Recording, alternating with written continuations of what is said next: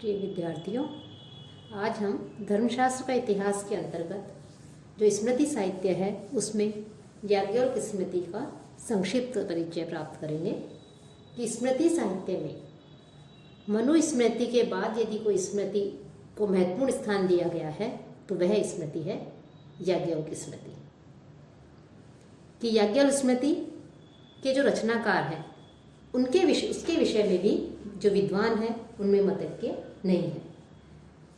इस स्मृति के साथ जो याज्ञवल्क्य हैं उनका नाम जोड़ देने के से प्रायः लोग ये समझते हैं कि इसके जो प्रणेता हैं वो योगी याज्ञवल्क्य ही थे। महाभारत, शतपथ ब्राह्मण एवं जो भागवत में है उसमें यह स्पष्ट कहा गया है कि याज्ञवल्क्य वैशंपायन के शिष्य थे। उन्होंने उनसे यजुर्वेद का अध्ययन किया था, लेकिन एक समय गुरु शिष्य में मतभेद होने के कारण उनमें आपस में संबंध विच्छेद हो जाता है। वस्तुतः सूर्योपासना के परिणाम स्वरूप जो याज्ञवल्क्य हैं उन याज्ञवल्क्य को मध्याह्न काल में सूर्य से यजुर्वेद का ज्ञान प्राप्त हुआ। इस यजुर्वेद को शुक्ल यजुर्वेद तथा मध्य दिन में सूर्य से अधिगत होने से माध्य दिन संहिता की संज्ञा से विभूषित किया गया है। अब जो गुरु और शिष्य हैं अर्थात वैशंपायन के शिष्य याज्ञवल्क्य को अपने गुरु से किसी विषय पर जब विवाद हो गया था, जिसके कारण उन्होंने गुरु से जो अर्जित विद्या थी उस विद्या को वांतर कर दिया था, अर्थात उसको वापस को वमन कर दिया था।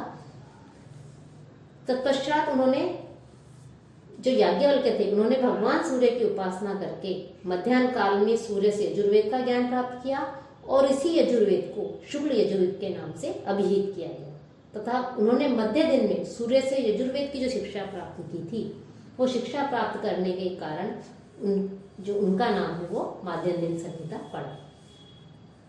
शतपथ ब्राह्मण के अनुसार याज्ञवल्क्य एवं जो विदेह राज जनक थी उनके बीच में अग्निहोत्र आदि विषयों पर जो परस्पर वार्तालाप होता है, चर्चा होती है, वो उसके भी जो है हमें संकेत मिलते हैं। शतपथ के अनुसार याज्ञवल्क्य ने यजुर्वेद का ज्ञान भगवान सूर्य से प्राप्त करने के उपरांत उद्घोषित की थी। बृहदारण्यक उपनिषद जो है उसके याज्ञवल्क्य दार्शनिक थे तथा उनकी पत्नी मैत्रेयी को भी दर्शन का सम्यक ज्ञान था। इसीलिए वे अपनी पत्नी के साथ ब्रह्म एवं अमरता आदि दर्शन के गूढ़ तत्वों पर चर्चा करते हैं। और जो इससे स्पष्ट होता है कि याज्ञवल्क्य एक दार्शनिक के रूप में भी जाने जाते हैं और उनकी जो पत्नी थी मैत्रेयी उससे ब्रह्म एवं अमरत्व के विषय में भी वो विचार करते हैं, वार्तालाप करते हुए दिखाई देते हैं। याज्ञवल्क्य स्मृति जो ग्रंथ है, इस याज्ञवल्क्य स्मृति ग्रंथ में 3 अध्याय है, अर्थात इसको 3 अध्यायों में याज्ञवल्क्य स्मृति को जो है विभक्त किया गया है। आचार अध्याय, व्यवहार अध्याय और प्रायश्चित अध्याय। अब जहां तक इसकी श्लोकों की बात है तो जो याज्ञवल्क्य स्मृति है वो याज्ञवल्क्य स्मृति मनु स्मृति की अपेक्षा अधिक सूक्ष्म और स्पष्ट है। अर्थात मनु की अपेक्षा याज्ञवल्क्य स्मृति में अधिक सूक्ष्मता और स्पष्टता में दिखाई देती है। इसमें याज्ञवल्क्य स्मृति में श्लोकों की संख्या लगभग 1000 के आसपास मानी जाती है। साथ ही यह मनु स्मृति से संक्षिप्त और प्रभावमय है। पीवी काणे का मंतव्य है कि याज्ञवल्क्य स्मृति मनु स्मृति से अधिक सुगठित है। तो याज्ञवल्क्य स्मृति के जो 3 भाग किए गए हैं, संपूर्ण स्मृति ग्रंथ को जो 3 भागों में विभक्त किया गया है, उसमें जो प्रथम भाग है, प्रथम अध्याय है आचार अध्याय। उस आचार अध्याय में 13 प्रकरण हैं और उसमें 14 विद्याओं, धर्म के उपादान, संस्कार, ब्रह्मचारी के विहित कर्तव्य और निषिद्ध कर्म, विवाह संस्कार, सपिंड संबंध का नियम, क्षेत्रज पुत्र और पुनर्विवाह, गृहस्थ के कर्तव्य, पंच महायज्ञ, अतिथि सत्कार, मधुपर्क, 4 वर्णों के कर्तव्य, आचार के 10 सिद्धांत, गृहस्थ की जीवन वृत्ति, स्नातक के कर्तव्य, अनध्याय, पवित्रीकरण, दान और श्राद्ध के नियम, श्राद्ध की विधि, दक्षिणा, गृह शांति, राजधर्म और दंड आदि का निरूपण किया गया है। जो द्वितीय अध्याय व्यवहार अध्याय है उसके 25 प्रकरण हैं। उन 25 प्रकरणों में न्याय करने वाली परिषद के सदस्य, जमानत, ब्याज की दर, ऋण बंधक के प्रकार, साक्षी, साक्षी के योग्य, शपथ, लेख्य प्रमाण, दिव्य, उत्तराधिकार संबंधी नियम और पुत्रों के प्रकार, स्त्री धन, स्वामी और भृत्य के बीच में जो विवाद होते हैं उसका वर्णन है। साथ ही दास्य के नियम और विभिन्न जो प्रकार के जो अपराध हैं और जो दंड है उनका भी उसमें वर्णन मिलता है। प्रायश्चित अध्याय के जो 5 प्रकरण हैं उन 5 प्रकरणों में आशोच के नियम, मृतक के संस्कार, तर्पण, जन विषयक अपवित्रता, वानप्रस्थ और यति अर्थात संन्यास के नियम, गर्भस्थ जो शिशु है उससे संबंधित विचार, मानव शरीर की रचना, आत्मा का जन्म, योगी की अमरता का रहस्य, आत्मज्ञान के क्या साधन है उसके विषय में वर्णन मिलता है। साथ ही अनेक प्रकार के रोग व्याधियों के वर्णन के साथ साथ नरक, महापातक और प्रायश्चित आदि का भी हमें इस प्रायश्चित अध्याय में वर्णन मिलता है। तो इस प्रकार से जो याज्ञवल्क्य स्मृति है उस याज्ञवल्क्य स्मृति को 3 भाग जो उसके अध्याय हैं उन 3 अध्यायों में विभक्त किया गया है और याज्ञवल्क्य स्मृति मनु स्मृति से अधिक सुगठित हमें दिखाई देती है।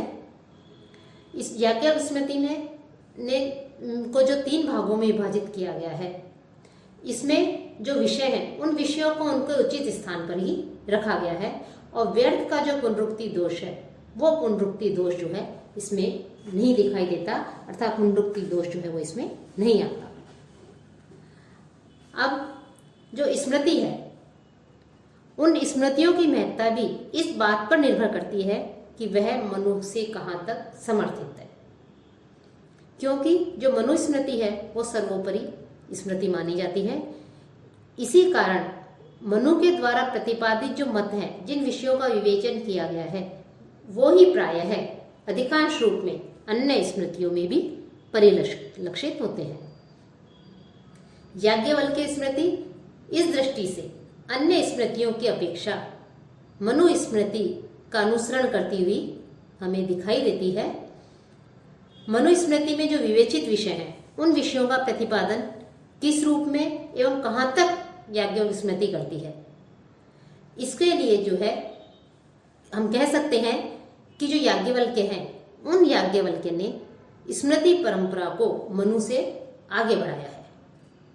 उन्होंने ऐसे विषयों के प्रतिपादन के जो है उसके माध्यम से उन्होंने उस परंपरा को आगे बढ़ाया है जिनका उल्लेख भी मनु स्मृति में हमें नहीं मिलता। उन विषयों को भी जो है उन्होंने लिया है। साथ ही मानव जीवन के जो 4 पुरुषार्थ माने गए हैं, धर्म, अर्थ, काम एवं मोक्ष, इनकी विवेचना ही इस स्मृति का विषय वस्तु कह सकते हैं। इसके बिना न तो मनुष्य न ही समाज का विकास हो सकता है। मानव धर्म के ऊपर लिखी गई यह जो याज्ञवल्क्य स्मृति है यह प्राचीन भारतीय सामाजिक और एवं वैज्ञानिक जो पद्धति है उसको प्रतिबिंबित करती है। मनु स्मृति में धर्म की विवेचना के प्रसंग में यह बताया गया है कि वेद, स्मृति, सदाचार आदि विषयों का अनुवर्तन ही धर्म है और धर्म जिज्ञासुओं के लिए वेद ही सर्वोत्तम प्रमाण है। इसका वर्णन याज्ञवल्क्य स्मृति के प्रथम अध्याय में है और यह कहा गया है कि वेद, धर्मशास्त्र, सज्जनों के आचरण, निजी आत्मा के अनुसार कर्तव्य निर्धारण तथा मुक्ति युक्त संकल्प से उत्पन्न इच्छा, यह सभी धर्म के आधार है। जहां तक विषय और विषयों के संबंध में बात करें तो लगभग सभी विषयों में याज्ञवल्क्य स्मृति मनु स्मृति का ही अनुसरण करती है, लेकिन मनु स्मृति में विशद रूप में वर्णन किया गया है विषयों का, तो मनु स्मृति में विशद रूप में वर्णित जो विषय हैं उन विषयों का याज्ञवल्क्य स्मृति में कहीं कहीं संक्षिप्तीकरण भी हमें देखने को मिलता है। उदाहरण के लिए हम कह सकते हैं कि मनु स्मृति का जो 2य अध्याय है उस 2य अध्याय में जो विषय विशद रूप में वर्णित है उन्हें याज्ञवल्क्य ने अत्यंत संक्षिप्त रूप में उसको लिया है, उनका उसमें अपने ग्रंथ में उल्लेख किया है। साथ ही मनु के विशद विवेचन के विपरीत याज्ञवल्क्य ने अन्य जो विषय हैं उन विषयों का भी जो है संक्षेप हमने विवेचन मिलता है। तो हम ये कह सकते हैं कि मनु स्मृति में जहाँ विशद या विस्तृत विवेचन मिलता है उन विषयों का याज्ञवल्क्य ने अपने ग्रंथ में जो है संक्षिप्तीकरण कर दिया है, संक्षिप्त विवेचन उन्होंने किया। साथ ही याज्ञवल्क्य स्मृति में कहीं कहीं मनु स्मृति का परिष्कार भी हमें मिलता है कि जैसे मनु स्मृति का कहना है कि ब्राह्मण बालक का उपनयन संस्कार गर्भ से 8वें वर्ष में करना चाहिए, लेकिन याज्ञवल्क्य का विचार है कि गर्भ से 8वें तथा जन्म से 8वें वर्ष में ब्राह्मण का उपनयन संस्कार करना चाहिए। और साथ ही याज्ञवल्क्य स्मृति जो है उसमें मनु स्मृति के अनुवर्तन, परिष्कार एवं संक्षिप्तीकरण आदि के अलावा कहीं कहीं मनु से उनका सामान्य से भी दिखता है। मनु का विचार है कि जाति श्रेष्ठता के लिए असत्य भाषण, राजा से जो है एक दूसरे की बुराई करना, गुरु से असत्य कहना, ये सब ब्रह्म हत्या के समान है।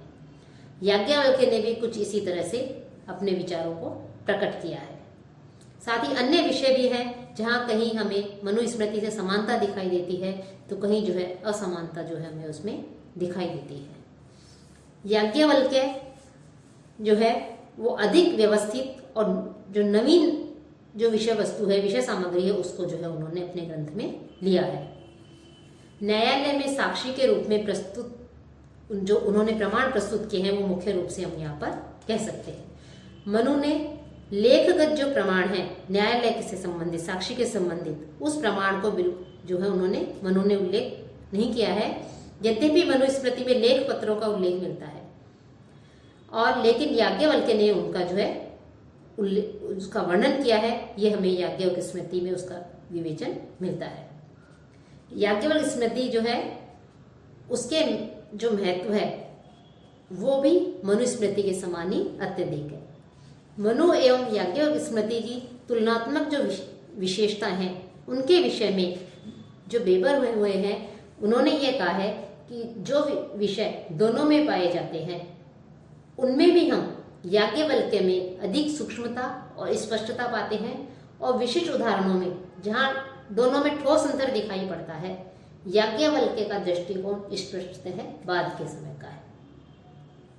याज्ञवल्क्य स्मृति के महत्व के विषय में तो जो प्रमुख धर्मशास्त्र का पीवी काणे हुए हैं उन्होंने स्पष्ट लिखा है कि याज्ञवल्क्य स्मृति मनु स्मृति से अधिक सुगठित है, और याज्ञवल्क्य ने इस संपूर्ण स्मृति को जो 3 भागों में विभक्त करके जो विषय हैं उन विषयों को उनको एक उचित स्थान प्रदान किया है, और पुनरुक्ति दोष जो है वो हमें इस याज्ञवल्क्य स्मृति में दिखाई नहीं देता। दोनों स्मृतियों के विषय अधिकांशतः एक ही है, लेकिन याज्ञवल्क्य स्मृति अपेक्षाकृत अधिक संक्षिप्त है। याज्ञवल्क्य इस प्रकार से हम देखते हैं कि याज्ञवल्क्य स्मृति जो है उसका महत्व विषय विन्यास की दृष्टि से भी अधिक है। अल्प शब्दों में अधिक अर्थ की व्यंजना कराना जो है वो ये याज्ञवल्क्य स्मृति की विशेषता है। इसकी तुलना में मनु स्मृति का विषय विन्यास स्पष्ट है, लेकिन स्पष्ट होने के बावजूद भी संकीर्ण है। लेकिन मनु स्मृति की अपेक्षा याज्ञवल्क्य स्मृति जो है वो विषय विन्यास की दृष्टि से अधिक श्रेष्ठ है।